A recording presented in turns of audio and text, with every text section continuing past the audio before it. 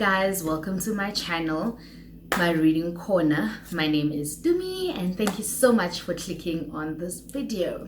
So in today's video, I am going to be doing a review of one of the books that I said that I'd be starting to read, which is The State of Africa by Martin Meredith. So if you watched my previous video, I said that this book has been on my TBR since 2020. I started reading it last year, and then I went into a reading slump and left it there, but not before finishing part one, at least, of the book, right? So this is like 6 parts. So I'm taking this as 6 books. Like I said in my previous video, it's a very big book for me to read. But yeah, so I finished reading part 1 and I'm in the middle of part 2. So before I get into like my review and what I think about the book, The State of Africa is a history of the continent since independence. So Martin Meredith is telling us about the independence of various African states in this book. I think it follows about 50 years of the journey to independence of various African states. And as an African, you know, the road and the journey to independence was not an easy one. It was a very difficult one, but he really does a great job in giving you a full account, at least in my opinion, because I don't know the history of each country, but when I read it, I get a full account of the history of some of these countries. So I'm very, very excited to share with y'all, and let's keep chatting about this book, right? Okay, so yeah, part 1 has 7 chapters. They cover Ghana, Egypt, Algeria, Kenya, Congo, and South Africa. So chapter 1 is all about Ghana, and for me it was very inspiring to read about Kwame Nkrumah. You know, I've always heard the name, but not really had a full account of the history of Ghana's independence and what it took and who Kwame Nkrumah was. And I'm going to try and not give out too much so that you can go in and read the book for yourselves. But the resilience and just the commitment to freedom and decolonizing the country, that for me stood out a lot when I read about Ghana and Kwame Nkrumah. Now, chapter 2 talks about a country that I'll admit I never really thought about their story. You know, I mean, Egypt. When I thought Egypt, I'm thinking Bible times Egypt, you know, thinking Joseph, thinking locusts, mummies, you know, I'm thinking pyramids, I'm thinking Pharaoh's wife, you know, that's what I'm thinking about. Ignorant, but hey, I know there are lots of you thinking about that too. Tell me in the comment section below. Let's not judge each other here, you know. And so when you hear the history, or when you read about the history of Egypt and how they got their independence from Britain, I mean, I can't help but admire Colonel Gamal Abdul Nasser, you know, and how he dethroned King Farouk. I hope I'm pronouncing that correctly. And how he dethroned that king. And I mean, the man was brutal and ruthless. There was nothing sitting under the pyramids relaxing about this. No, he was very brutal, and you needed to be. You really needed to be brutal in your pursuit of independence. And I'll tell you, this man, and then, you know, when he turned into a dictator, that was not cute. But yeah, it was very interesting for me to read the story of Egypt, and very enlightening to read that story, or the history of Egypt. And he comes back later on in the book in part 2 when he's the one that actually supplies wives to, I can't really remember, but yeah, that's the history of Egypt. Very, very interesting and very enlightening for me. Now, what really stood out for me was in chapter 3, and it stood out in a way that I think this was the first time, or the first point in this book, where I really started to get a bit emotional.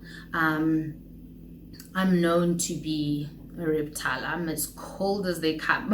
It takes a lot to get me to choke up, and I really started choking up reading about Algeria, because in here, France's insistence on keeping Nigeria colonized, and just how far the white Pierre Noirs even went. They even went as far as defying the then president of France, who had declared that, okay, let's just let's make Algeria independent. The white Noirs were living in Algeria.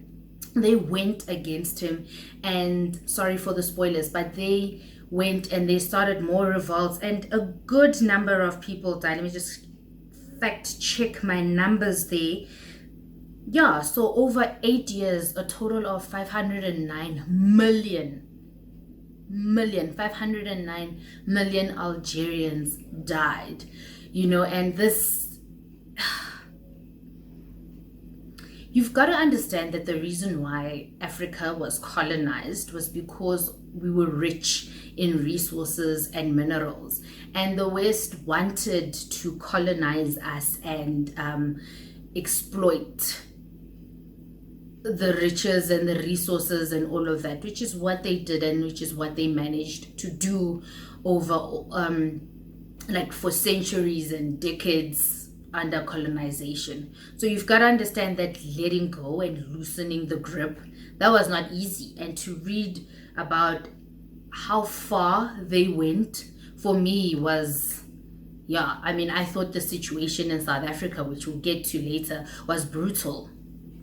The entire continent had it hard, Chapter 4 now goes into Kenya, and that one was also quite interesting for me when we read about Kenya. And this, for me, is when I started getting a little bit angry, because we are starting to see black on black killings,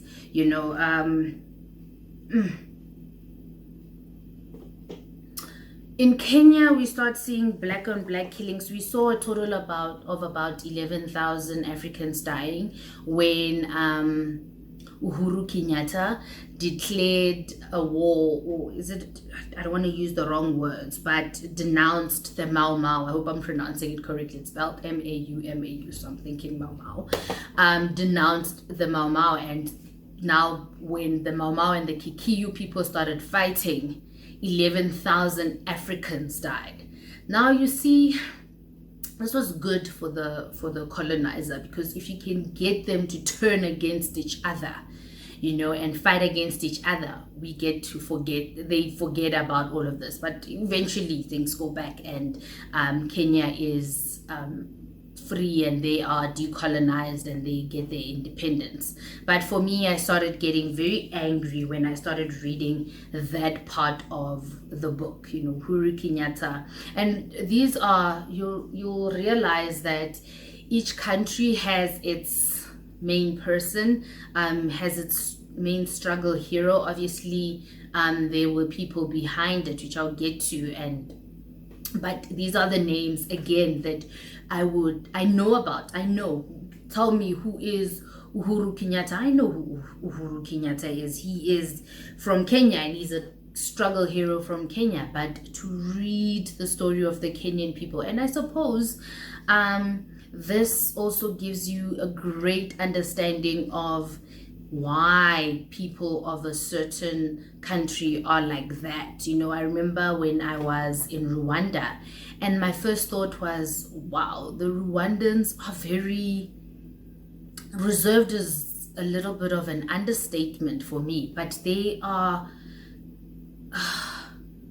yeah, they are very, very humble. But then when you remember and you learn and you read about the Rwandan genocide and what happened there, you understand that this is why these people, or people of a certain country, tend to behave in a certain way, and that is what this book does for you. And I have to really applaud Martin Meredith for really putting all the details out there. He put them all out there. I mean, the good, the ugly, the sad, the annoying, the parts that will make you angry, parts that will even make you cry and laugh. He puts it out there, and he narrates the story of our continent, and he does it really well, factually as well. The facts are there, and it is one of those books that it took me a while to pick up. I think we had this book for a good 5 years before I even picked it up, and I'm really glad that I did, because it's such a good learning experience for me, and I appreciate this. And this is one of those books that I actually would want my kids to read as they grow older. It's one book that I really do recommend. As an African, it's good to know the history of your continent, but also as somebody coming in from outside of the continent, it is good to learn and read about the history of the continent, and it'll give you a better understanding of where things are. And then there was the story and the history of Congo's independence, and reading about Patrice Lumumba, a very radical man, a very unapologetic man, a very passionate man, and a man that was feared by Belgium and the USA.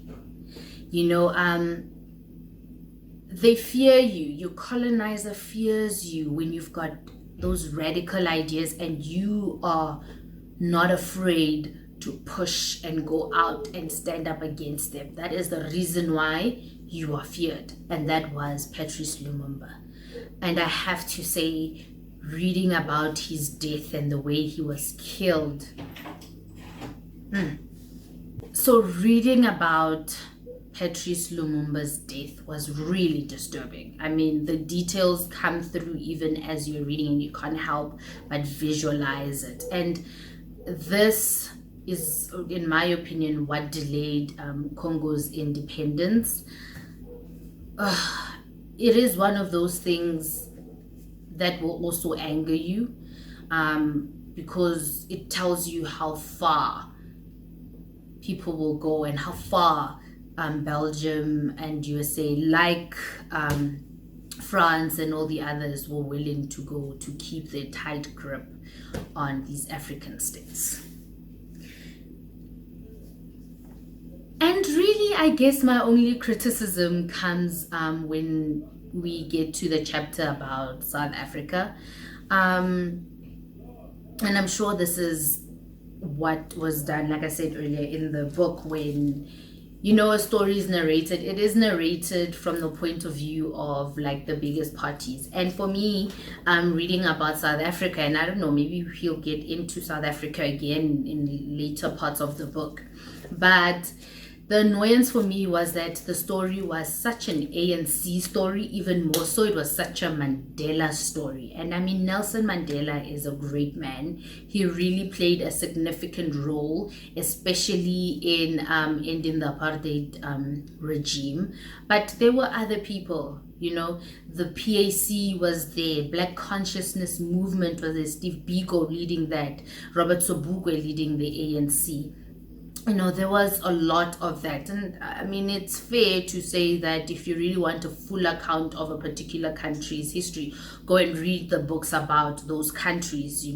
Like you will read Nelson Mandela's full story when you read his book. You'll read Steve Biko's full story when you read his book. But I do feel like for me as a South African and knowing the history of our country, that is my only criticism, that it was from the point of view of a particular party and the point of view from a particular man. I mean, I don't hate on Nelson Mandela. I mean, he is all our heroes, but I just feel that there were other people that were involved. I mean, there's no mention of Mama Winnie, and I mean, we've come to expect that history doesn't like to talk about the role that she really played, but you do feel that at the very least, you know, there would be Sobukwe there. But yeah, but all in all, I do recommend this book, and all in all, I'm still enjoying this book. Like I said, I'm in the middle of part 2. Part 1 was very interesting for me. I got very angry because the common denominator with each of these countries, that after independence, you know, now the leaders started to get greedy. They themselves turned into tyrants and dictators, which is what part 2 really goes deep into. But it also touches on this in part 1, where to a point where in some of these countries the military had to intervene and there were military coups.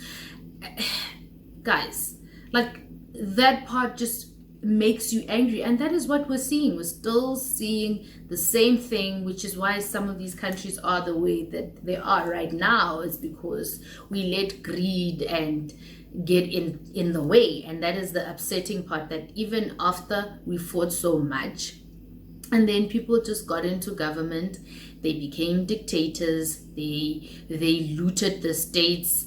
In chapter 2, reading about how Nigeria was just looted. Oh God, guys, yeah, Ethiopia, all of that's in part 2. We'll get to that. But even here in part 1, where you read about what happened in some of these countries, it's just like, we really let greed get in the way.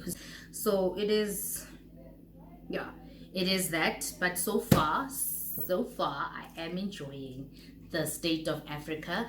If you have read the book, I really hope we can have a conversation down there in the comments below, or let's take the conversation, let's connect on other platforms. I am on Goodreads. I'll leave my link there, and I'll also leave my Instagram link there. Thank you very much, guys. That is it. It's a long book. I don't even have my tea for this one, for this review, but yeah, for this video. But yeah, thank you very much. Please, let's get all the nice things done. Let's like, let's subscribe, let's chat in the comments below, and that's it from me. I'll see you